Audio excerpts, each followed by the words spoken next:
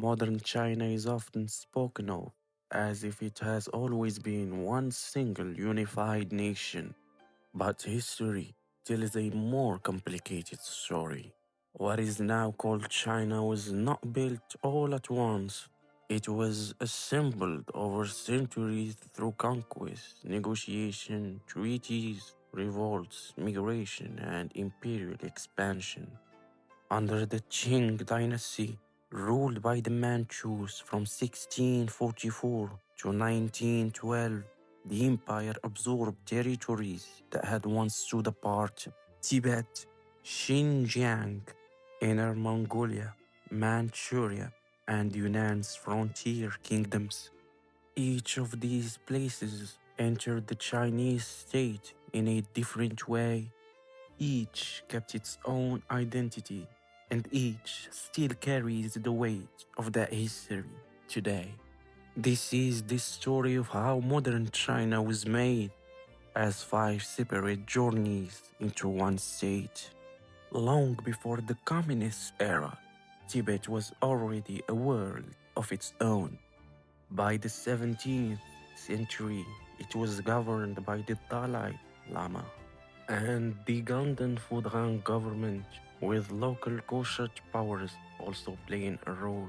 Tibetan society was deeply shaped by Buddhism, and its political structure remained distinct from the Chinese heartland. Then, in 1720, Qing Empire intervened. Qing forces entered Lhasa to drive out the Dzungars and restore order. They did not just leave after victory, they stayed. A Qing garrison was installed, and in 1721 the Kashad was created, a Tibetan governing council made up of both lay and monastic officials, supervised by a Qing Amban or imperial resident.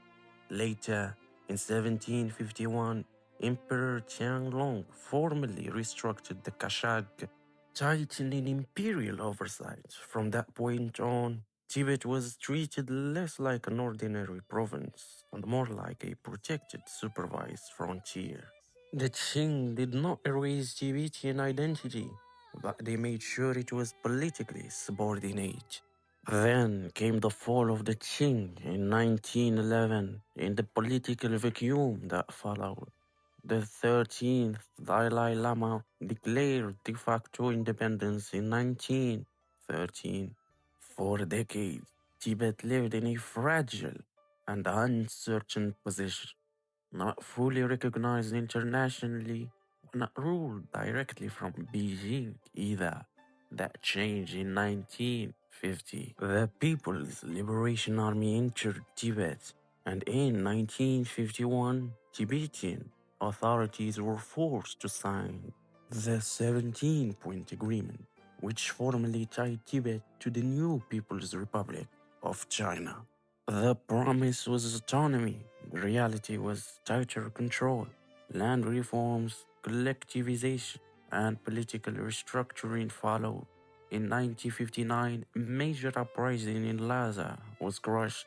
The Dalai Lama fled into exile in India, and the old Tibetan government was dissolved.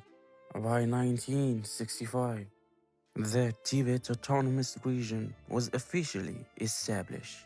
Today, Tibet remains under strict political control, with heavy restrictions on religion, language, and public expression.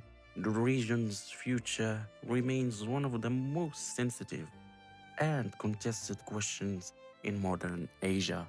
Far to the northwest lies Xinjiang, a vast region of deserts, mountains, and trade routes. Historically, it was known to many as East Turkestan. Before Qing conquest, the region was not one single political unit. It was home to Turkic Muslim communities, local Khanat, and competing powers. By the 17th century, the Dzungars, a Noirat Mongol group, dominated much of the area. Then, Qing expansion arrived. Between 1755 and 1759, Emperor Xianglong launched a brutal campaign against the Zhongers. The Qing crushed them, and the destruction was so severe that many historians describe it as a genocide. Once the Zhongers were removed, the Qing moved into the southern oasis regions, inhabited largely by Uyghurs.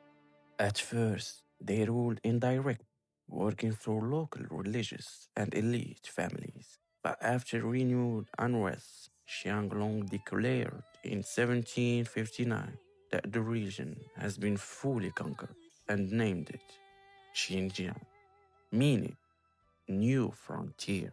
That was not just a name, it was a political statement. The Qing now claimed the region as part of the empire. In the 19th century, Xinjiang remained unstable. In 1864, a major Muslim uprising led to the rise of Yaqub Beg and a short-lived independent state in Kashgar. Qing general Zhu Zhongtan later reconquered the region in 1877. In 1884, Xinjiang was formally established as a province.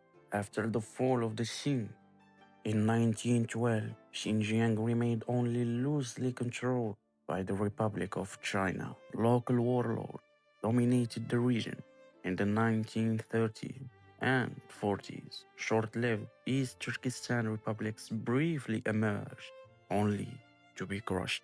Then, in 1949, the People's Liberation Army took control. By 1955, Xinjiang was declared the Xinjiang Uyghur Autonomous Region, but autonomy was limited.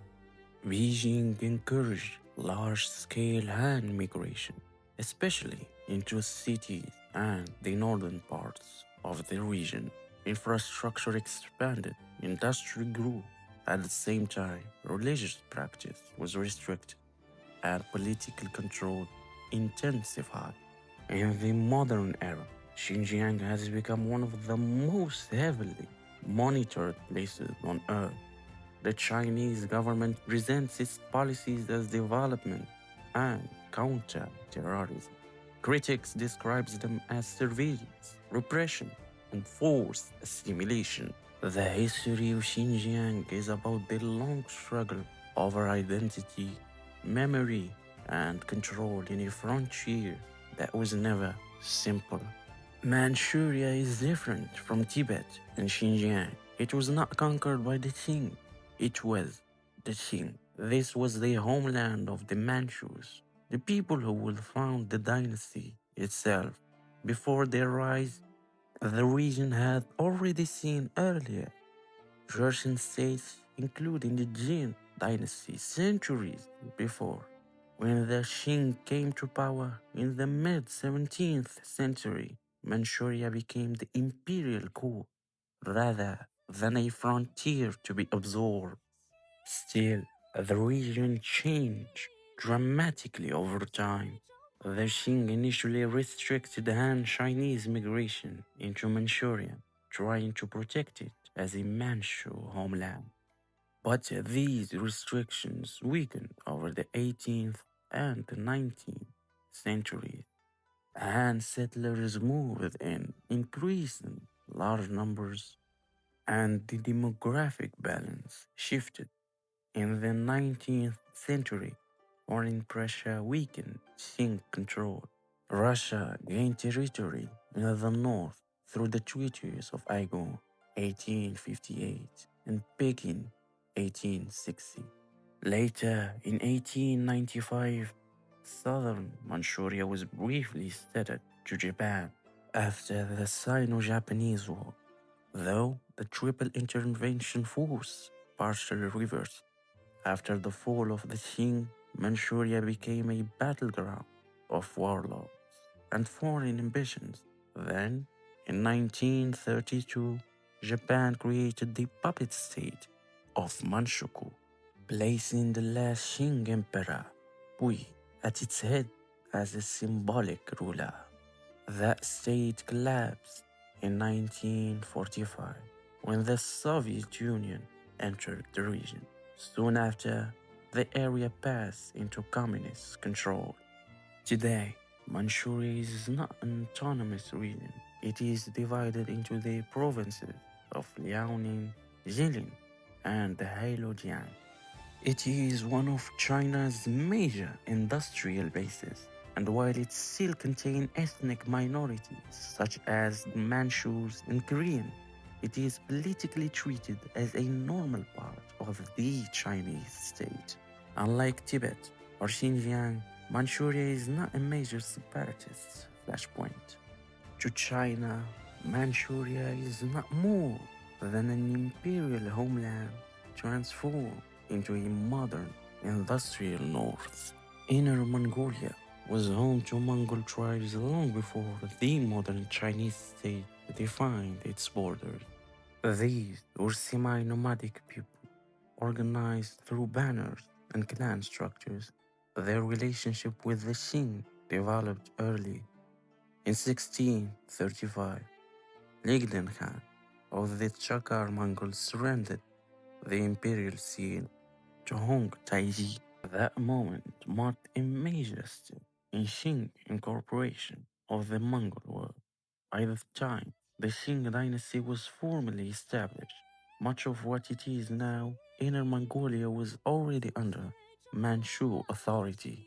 The Qing organized Mongol society into banners and leagues, preserving some local structure while binding them tightly into the imperial system.